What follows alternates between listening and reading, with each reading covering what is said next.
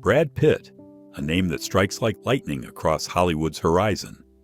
The man who didn't just act in films, but carved himself into the very definition of movie star magnetism with a force that redefined masculine beauty for an entire generation. With his golden-haired charm and the ability to shift from heartthrob to serious actor with devastating precision, he became more than a celebrity. He became the impossible standard against which all leading men would be measured.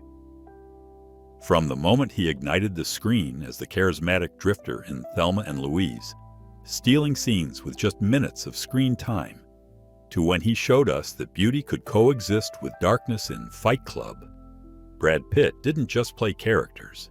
He seared them into our collective consciousness with such raw power that we forgot where the actor ended and the legend began.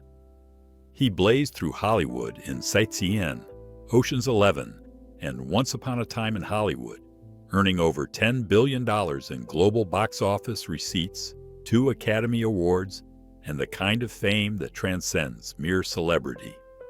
7 children, a production company that revolutionized cinema, marriages that defined eras.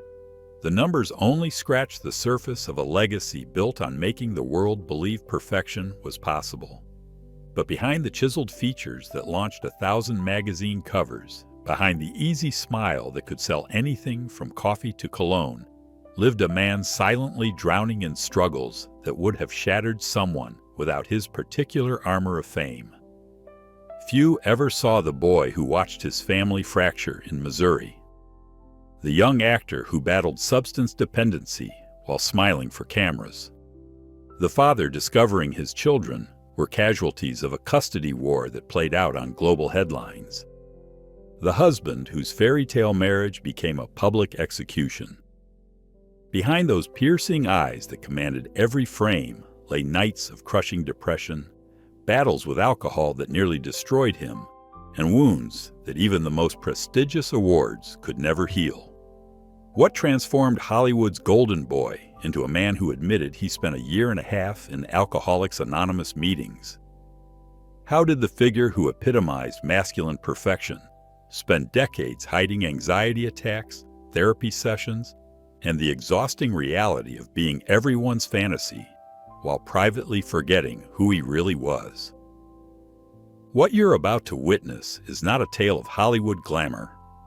It's a raw, haunting journey through addiction, loss, and the price of being the man everyone wanted to be while slowly losing himself. This is the story of how Brad Pitt transformed childhood pain into magnetic performances, personal demons into public triumphs, and somehow kept believing in tomorrow even when today felt like drowning in champagne. If Brad Pitt ever made you believe in the magic of cinema, if his performances ever transported you beyond your own reality, leave a like below. Your small gesture is a tribute to the man who gave us dreams while privately living through nightmares. There's a memory Brad Pitt rarely discusses, the sound of shattering glass when his parents' marriage finally exploded when he was 15. A night that would echo through every relationship he'd ever attempt to build.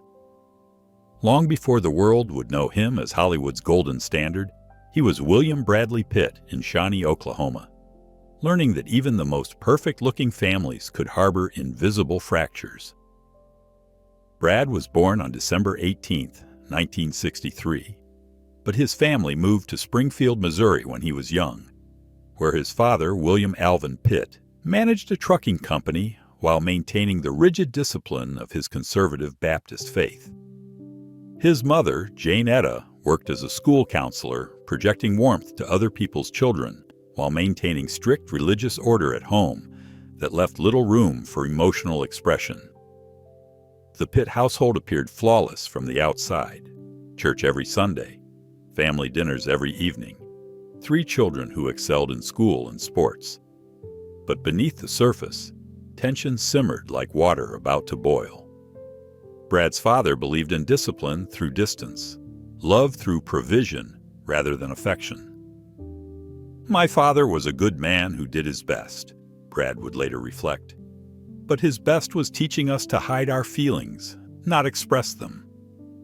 The family's Southern Baptist faith meant no dancing, no secular music, no questioning of authority, a suffocating atmosphere for a boy whose mind naturally rebelled against boundaries. The breaking point came during Brad's sophomore year of high school. His parents' marriage, held together by religious obligation rather than love, finally crumbled in a night of accusations and tears that Brad and his siblings, Doug and Julie, witnessed through bedroom doors. Though they eventually reconciled and stayed married, something fundamental had shattered. That night taught me that appearances were everything and truth was optional, Brad would confess decades later. I learned to perform happiness before I ever stepped on a stage. The family continued their public charade, the perfect Christian family, while privately navigating the wreckage of trust. School became Brad's escape, but not through academics. He threw himself into every activity possible: tennis, swimming, debate team, student government, not from passion, but from the desperate need to be anywhere except home.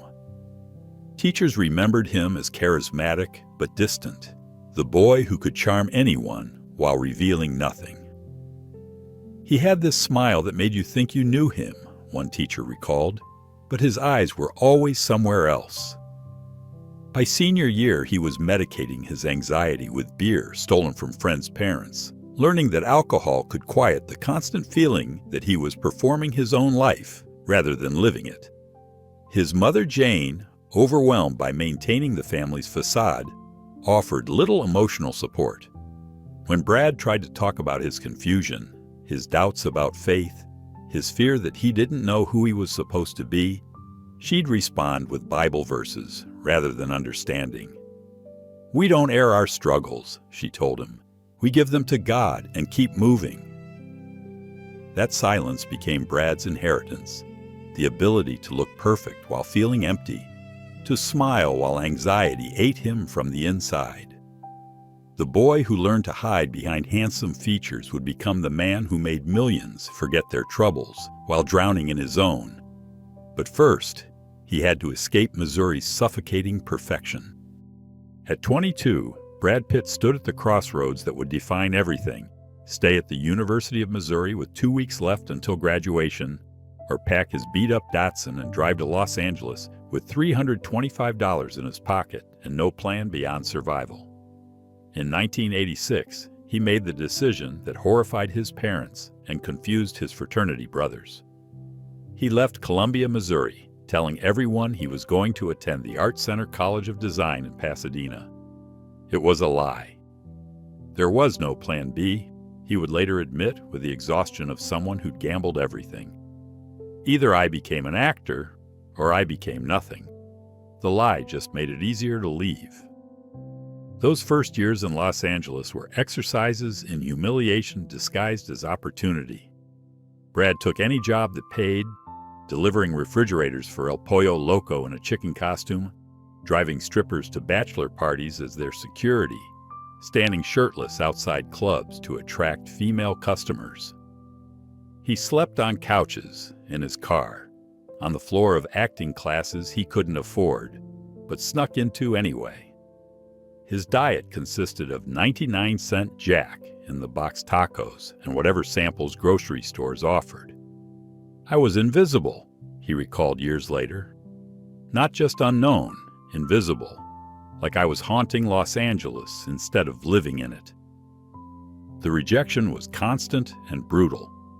Casting directors dismissed him as too pretty, not serious enough, another Midwest boy who should go home. The lowest point came in 1987, when Brad spent 3 nights sleeping behind a dumpster in North Hollywood after being evicted from a friend's couch. He'd auditioned for 17 roles that month, landing none. His weight had dropped to 145 pounds from eating once a day. One particularly crushing audition ended with a casting director telling him, "You're handsome, but so is every waiter in this city. What makes you special?" Brad couldn't answer because he didn't know. He sat in his car afterward, seriously considering driving back to Missouri, back to the life he'd fled, back to admitting failure. His acting classes became both salvation and torture. He studied with Roy London, who saw something beyond the pretty face, but demanded Brad excavate emotions he'd spent a lifetime burying. "Stop being Brad Pitt trying to act," London would scream. "Be someone who exists." The exercises required him to access the pain of his parents' crumbling marriage, the loneliness of his childhood, the terror of having no identity beyond his appearance. Brad would leave classes shaking, drive to the beach, and drink cheap beer until his hands stopped trembling. But fate has its own timeline. In 1987, Brad landed a role as an extra in Less Than Zero for $38 a day. It wasn't even a speaking part, just background decoration. But being on set taught him how films were made. Then came tiny roles in Dallas, 21 Jump Street, Growing Pains, usually playing the handsome boyfriend, the pretty boy with 3 lines who disappeared after 1 episode. The work paid enough to rent a room in a house with 7 other aspiring actors, where competition and desperation created a toxic atmosphere of jealousy and false encouragement. Then came 1991 and the audition for Thelma and Louise. Brad was competing against hundreds for the role of J.D., the charming drifter. He had 15 minutes of screen time to make an impression. The callback came at the lowest point. He'd been surviving on peanut butter for a week. His agent had just dropped him, and his Missouri accent kept creeping into his line readings. But something clicked. Ridley Scott saw what others had missed. The role required only 4 days of filming, paid scale, but resurrection from invisibility had finally begun. The role of J.D. in Thelma and Louise wasn't supposed to launch Brad Pitt into stardom. The character appeared for barely 15 minutes, a supporting role in a film about 2 women that studios considered risky. George Clooney was the favorite, along with 4 other established actors who had actual careers, rather than a resume of forgotten TV appearances. Brad was the last-minute addition, only there because his new agent begged the casting director for 1 more audition. He had exactly 1 day to prepare, living on instant ramen and anxiety, practicing his lines in a mirror held together with duct tape in his shared bathroom. Behind the scenes, Brad was falling apart from the pressure. He'd developed a nervous habit of grinding his teeth so severely he'd cracked a molar, hiding the pain during filming because he couldn't afford dental work. The famous shirtless scene that would define his career almost didn't happen.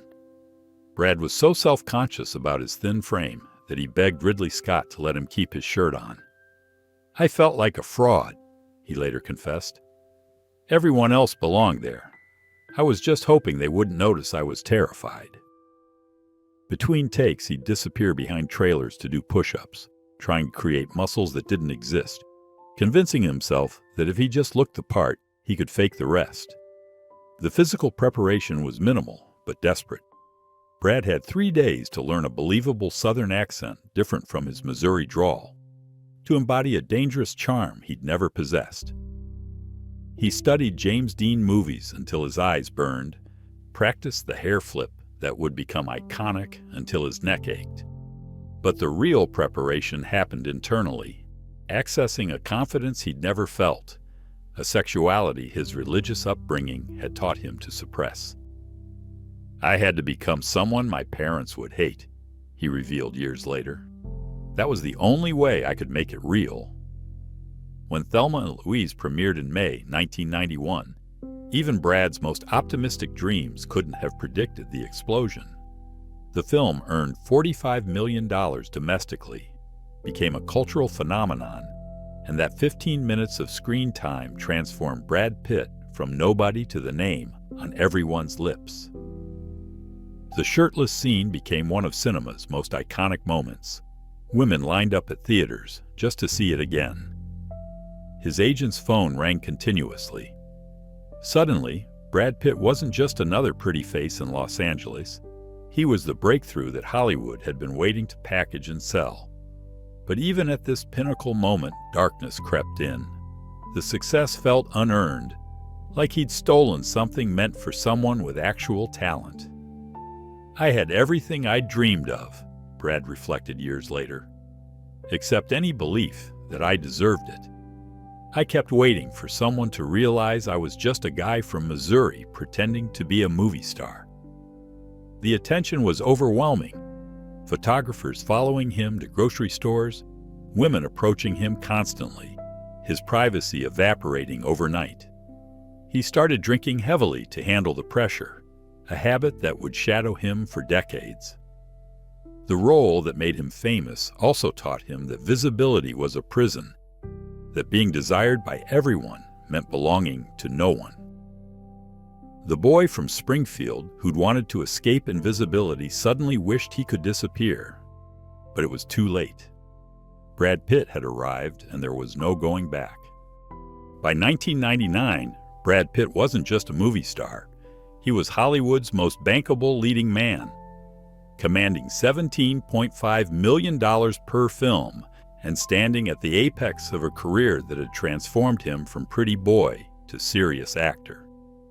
That year alone saw him dominate with Fight Club, a film that initially disappointed at $101 million worldwide, but would become a cultural phenomenon, while Seven was still being studied in film schools, and 12 Monkeys had earned him an Oscar nomination. His net worth had exploded to $120 million, with properties in Los Angeles, New Orleans, and France. He worked with legends: David Fincher, Terry Gilliam, Edward Norton, Morgan Freeman, directors and actors who now considered him a peer rather than decoration. The man who'd once delivered refrigerators in a chicken costume was now producing films through his company Plan B, reshaping Hollywood's idea of what a leading man could be. But even at the height of this impossible success, Brad was medicating himself through each day with a precision that had become second nature. During the filming of Fight Club, the physical transformation required him to get down to 3% body fat, surviving on a diet so restrictive that his nutritionist later called it dangerous for his mental state. He was consuming protein shakes, cigarettes, and coffee, nothing else. Between takes, he'd experience dizzy spells so severe he'd have to sit with his head between his knees. The famous abs that defined Tyler Durden came from dehydration so extreme his kidneys showed signs of stress.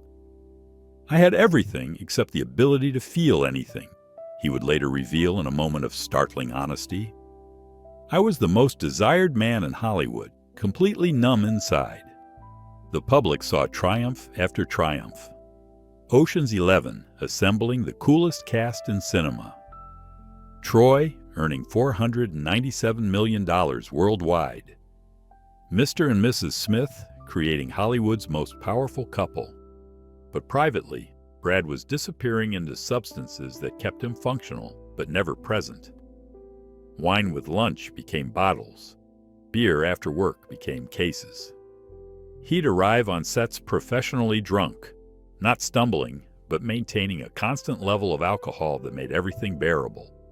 George Clooney later revealed, "Brad was the most professional actor I'd worked with, showing up prepared, never missing marks." None of us realized he was drowning because he made it look so easy. Working with contemporaries like Tom Cruise, Julia Roberts, and Anthony Hopkins, Brad became known as the actor who took the biggest risks, gaining and losing weight for roles, choosing dark material over safe choices, turning down superhero franchises for independent films. What they didn't know was that he'd often sit in his trailer between scenes, staring at nothing, wondering who he was when the camera stopped. His assistant carried a constant supply of for anxiety attacks that hit without warning. The insurance policies on his films included confidential clauses about exhaustion-related delays. "Success is a beautiful prison with golden bars," Brad once told his therapist during this period. "Everyone sees the gold, nobody sees the bars." By 2004, at the absolute peak of his powers, Brad Pitt had 2 Oscar nominations, a production company revolutionizing cinema, and the kind of fame that transcended industries. But he also had a drinking problem he couldn't admit, a marriage about to implode spectacularly, and the growing certainty that he'd become exactly what he'd feared, a beautiful surface with nothing underneath. But even at the height of everything, the stage was being set for a love story that would define and nearly destroy him. Brad's first marriage to Jennifer Aniston in 2000 had been Hollywood's definition of perfection. The golden couple, worth a combined $200 million, married in a Malibu ceremony that cost $1 million, with fireworks spelling Brad and Jen across the California sky. She was America's sweetheart from Friends, earning $1 million per episode. He was cinema's leading man. Together, they owned a $14 million Beverly Hills mansion that appeared in architectural magazines. "I thought I'd found my foundation," Brad would later reflect with visible regret. "But we were both playing roles even at home. The perfect couple who forgot to actually know each other." Behind the red carpet appearances and matching outfits, they were two people moving in opposite directions. Jennifer wanted stability and children immediately. Brad wanted to explore darker roles and wasn't ready for fatherhood. The marriage crumbled publicly in 2004 when Brad met Angelina Jolie on the set of Mr. and Mrs. Smith. Though both denied any affair during filming, the chemistry was undeniable and destructive. Jennifer later told friends she knew the marriage ended the day Brad came home talking about Angelina with a light in his eyes she'd never seen before. The divorce in 2005 created a media storm that painted Brad as the villain who abandoned America's sweetheart.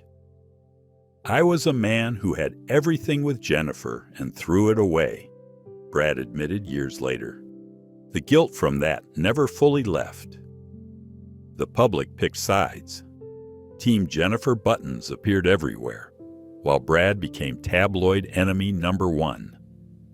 Then came the relationship that would define the next decade of his life.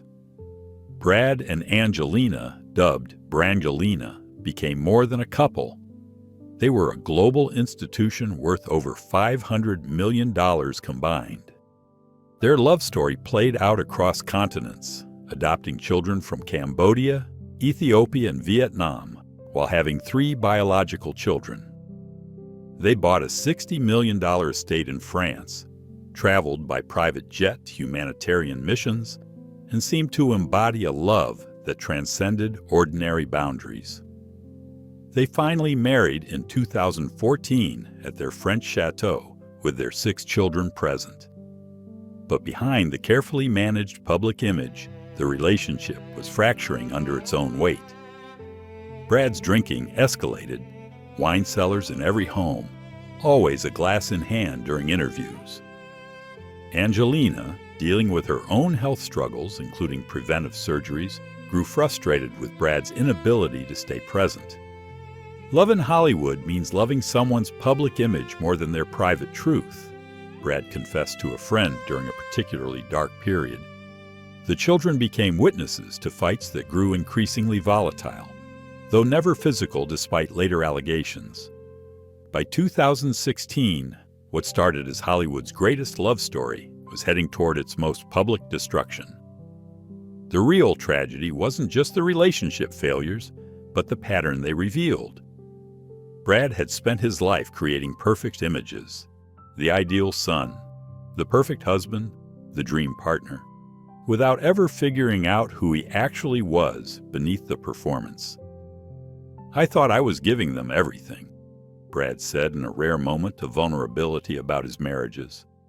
"But I was giving them a character I played, not a person who actually existed." Each relationship taught him that chemistry wasn't connection, that desire wasn't the same as love, and that 2 broken people couldn't fix each other just by being beautiful together. The man who could make any woman fall in love with him on screen couldn't maintain love once the cameras stopped rolling. A failure that would culminate in the most devastating custody battle Hollywood had ever witnessed. In September 2016, Brad Pitt's sobriety came to a violent end on a private jet from France to Los Angeles, when what started as a family argument escalated into an incident that would destroy his marriage and nearly cost him his children. While the exact details remain sealed in court documents, Brad later admitted he'd been drinking heavily when a confrontation with his eldest son Maddox turned physical. The investigation by Child Services cleared him of abuse charges, but the damage was irreversible. "I was drinking way too much," Brad would later confess to journalists. "It had become a problem that I couldn't pretend away anymore." Within days, Angelina filed for divorce citing irreconcilable differences, but everyone knew the truth. Brad's relationship with alcohol had finally exploded in the most public way possible. The exact moment of realization came sitting in a therapist's office, court-mandated after the incident, when Brad was asked to count how many days in the past year he'd been sober. He couldn't name 5. The diagnosis wasn't surprising, but still devastating. Alcohol dependency that had been building since his 20s, masked by functional success and Hollywood's acceptance of champagne at every event. "I had normalized something that was killing me slowly," he admitted. "A beer at lunch became a bottle of wine. A bottle became whatever it took to stop feeling." The therapist's assessment was blunt. His liver showed signs of damage, his anxiety was partially withdrawal-based, and his depression was both cause and effect of his drinking. The physical symptoms of withdrawal nearly broke him.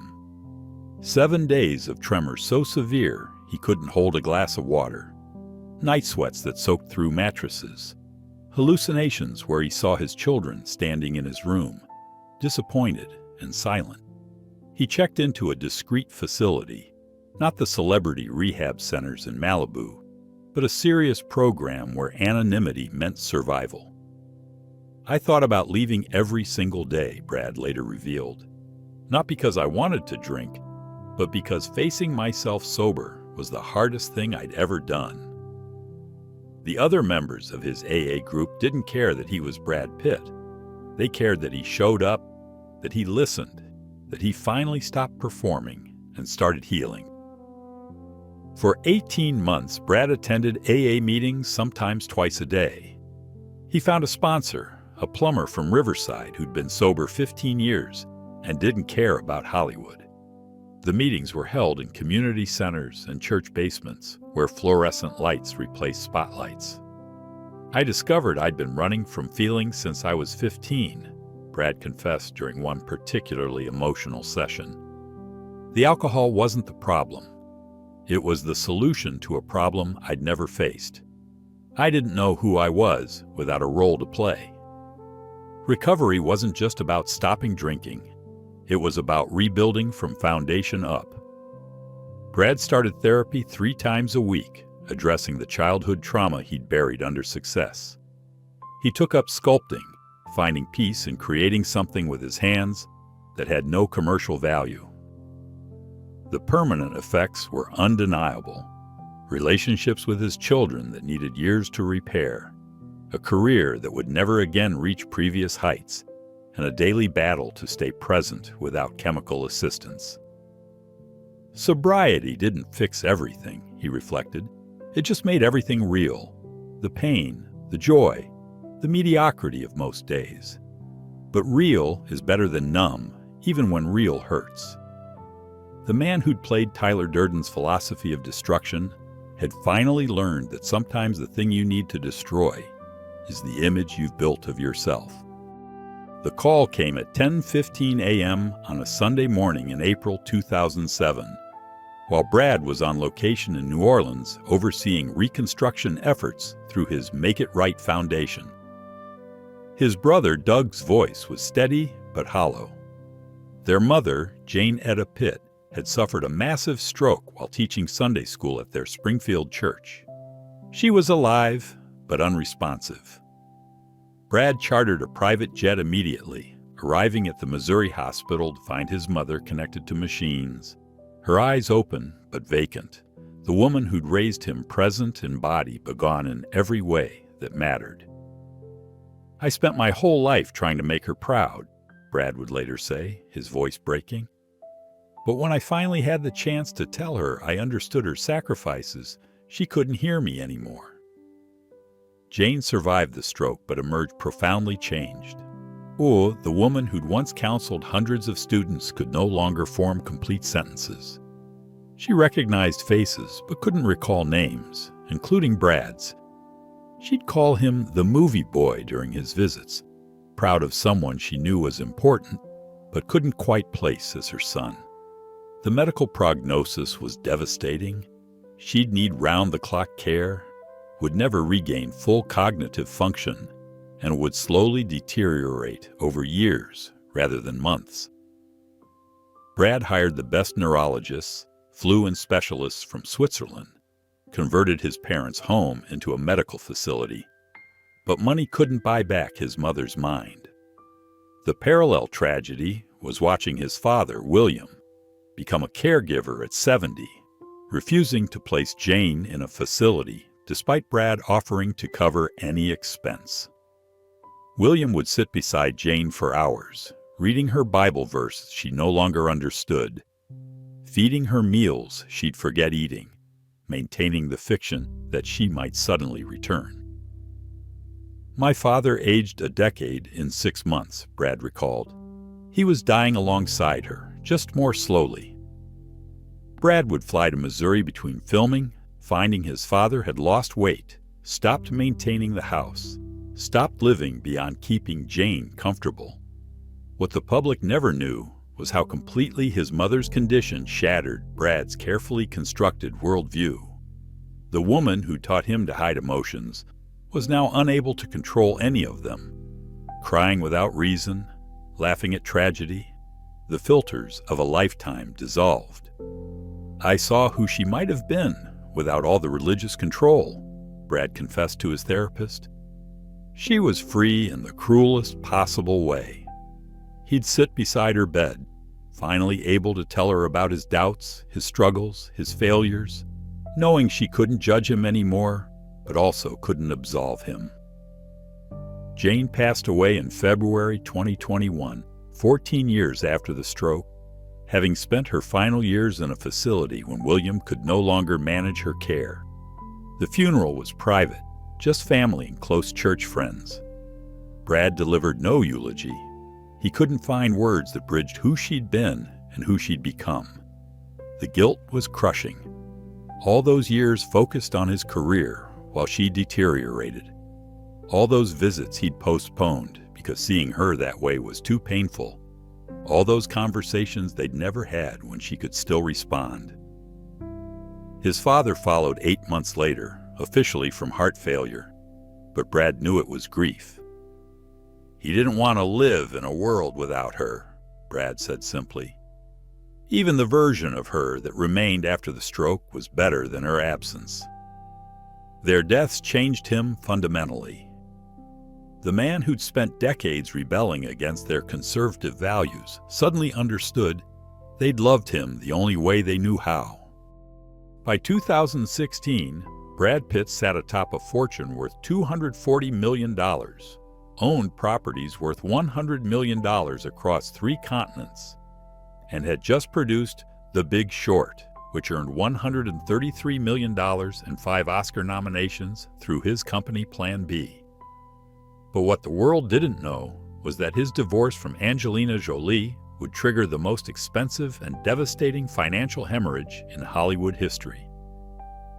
The initial settlement negotiations revealed debts and obligations that stunned even seasoned attorneys.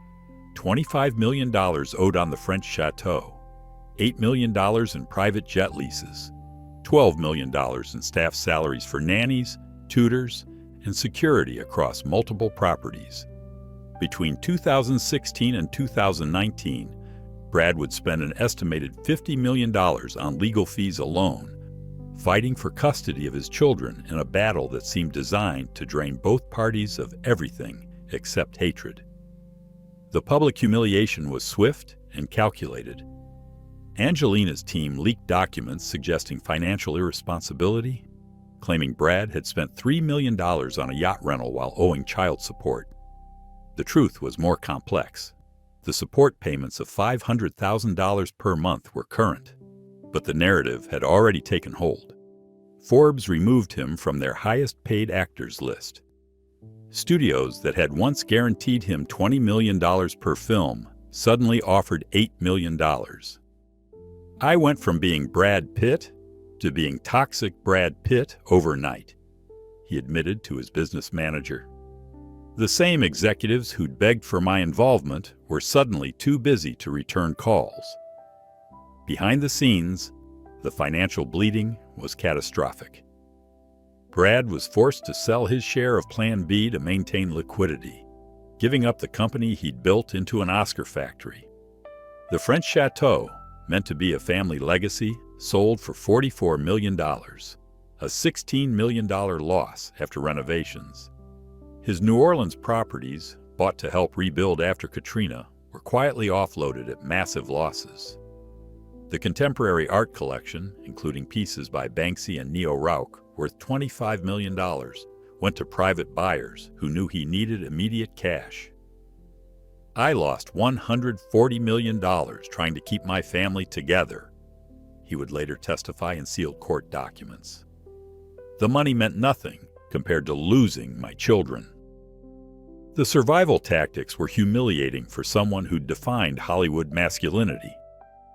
Brad took supporting roles in films like The Counselor and Fury, no longer the lead, but part of ensembles that shared billing. He appeared in commercials for coffee machines in Asia, work he'd once considered beneath his status. The private jet was sold, replaced with first-class commercial flights where passengers pretended not to photograph him looking exhausted. He moved from his Los Feliz estate to a modest beach house, downsizing from 20 rooms to 6. The slow rebuild required accepting a different tier of Hollywood existence. Brad took a Netflix deal for War Machine that insiders mocked as streaming surrender, $10 million for what would have commanded $25 million theatrically. He accepted producing credits on films he didn't believe in because they paid upfront fees. The man who'd turned down superhero franchises was now auditioning for supporting roles in franchise films, though pride prevented him from accepting them. Rock bottom at 55 isn't dramatic, he observed with hard-earned wisdom. It's sitting in your accountant's office, realizing you spent more on lawyers than most people earn in lifetimes. It's accepting that your children see you as the villain in their story. It's discovering that Hollywood's love is directly proportional to your box office value, and yours has expired. By 2022, Brad Pitt's appearance at the Babylon premiere became uncomfortable viewing when photographers captured him struggling to recognize faces he'd known for decades, later admitting he suffered from prosopagnosia, face blindness that had worsened with age. What the public didn't know was that Brad had been battling this neurological condition for years, unable to recognize even close friends out of context, creating a reputation for aloofness that was actually disability. "I'm going through life offending people who think I'm ignoring them," he admitted to a close friend. "But I literally cannot connect faces to memories. Every interaction feels like meeting strangers." The condition meant he needed assistance to whisper names at events, avoided large gatherings where he'd inevitably insult someone important, and had developed elaborate systems of recognizing people by their voice, gait, or clothing rather than faces. The cognitive changes extended beyond facial recognition. During the filming of Bullet Train in 2021, Brad would forget his character's motivation mid-scene, requiring direction that he'd never needed before.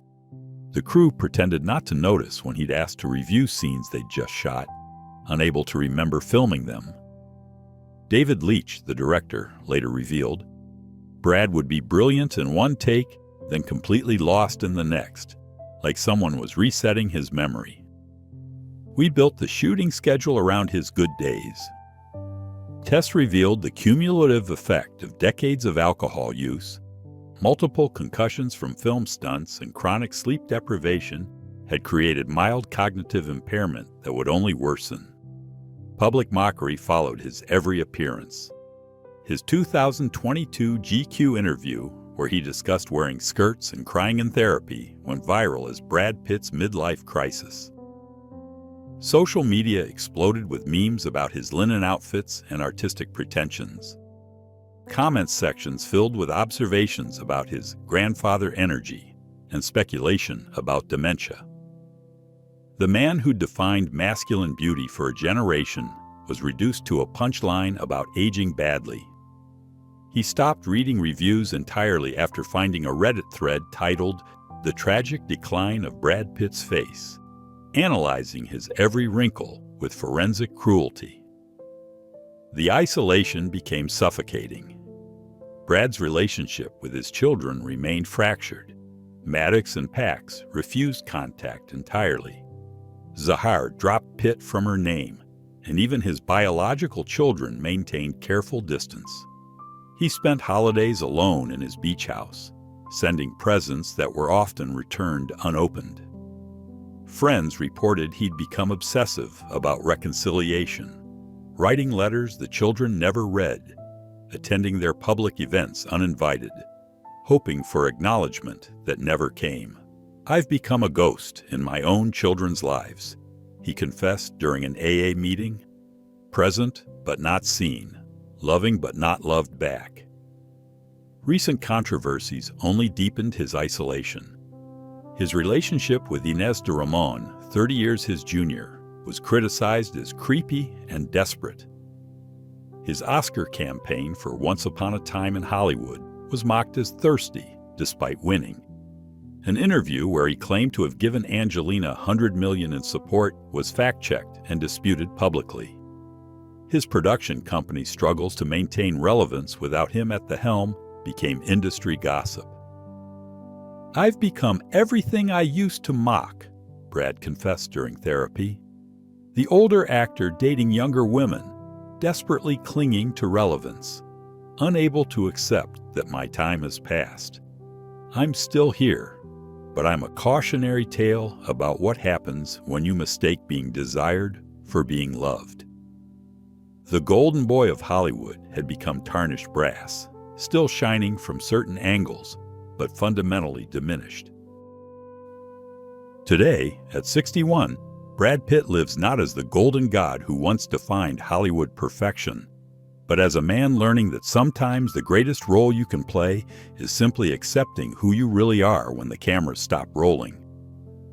From the boy hiding behind religious perfection in Missouri to the icon who made millions believe in impossible beauty, his journey reminds us that our idols are human first, symbols second, and that perhaps their greatest gift isn't their perfection, but their willingness to show us what happens when perfection cracks. He rises each morning in his modest beach house, the estates long sold, the simplicity now chosen rather than forced, checking his sobriety app before coffee, attending virtual AA meetings where he's just Brad from California, taking medications for anxiety he no longer hides. His daily routine is built on recovery principles: morning meditation, sculpting in his garage studio where he creates figures no one will buy, phone calls to his sponsor when the urge to drink whispers louder. His net worth has stabilized around $300 million, comfortable but no longer astronomical. Recent films like Babylon and Bullet Train earned solid returns, proving Brad Pitt can still open movies, just not dominate them. What brings him peace now are the invisible victories nobody photographs. The occasional text from his younger children, rare but precious. AA sponsorship of newcomers who don't care about his filmography. Creating art that will never sell but exists purely for expression. Learning to cook meals for one without feeling lonely. He finds solace in his production work, championing new voices through Plan B, even though his name no longer guarantees success. The sculpting has become meditation, working with his hands on something that cannot be edited, marketed, or reviewed. The universal message woven through Brad's story speaks to anyone who has mistaken being wanted for being loved, who has used success to avoid facing themselves, who has discovered that perfection is often the most elaborate form of hiding. His journey tells us that our worth isn't measured in our beauty, but in our willingness to become real when beauty fades. That our true legacy isn't the images we project, but the truth we finally accept, and that sometimes falling from the pedestal is the only way to discover you're human. To those watching who perform perfection while privately crumbling, the successful person medicating their emptiness, the beautiful person who feels invisible, the parent who lost their children while trying to give them everything, Brad's story is your story too. You are not alone in feeling like your greatest achievement became your greatest prison. Like your public success makes your private failures more shameful. Your struggle is valid, your recovery is possible, and your worth exists beyond what others see. Share your thoughts in the comments below. Tell us which Brad Pitt performance spoke to you during your own struggles. Leave a like not just for the movie star, but for the human being who showed us that even golden boys carry shadows. Subscribe to hear more stories of icons who remind us that sometimes the fall from grace is really just gravity bringing us back to earth. Thank you, Brad, for showing us that masculine beauty includes vulnerability, for proving that admitting weakness requires more strength than any action scene, and for teaching us that sometimes the happy ending isn't getting everything back. It's finally understanding what's worth keeping. Your story doesn't end with perfection restored. It continues with each morning you choose sobriety, each day you accept yourself, and each moment you prove that even broken mirrors can still reflect light.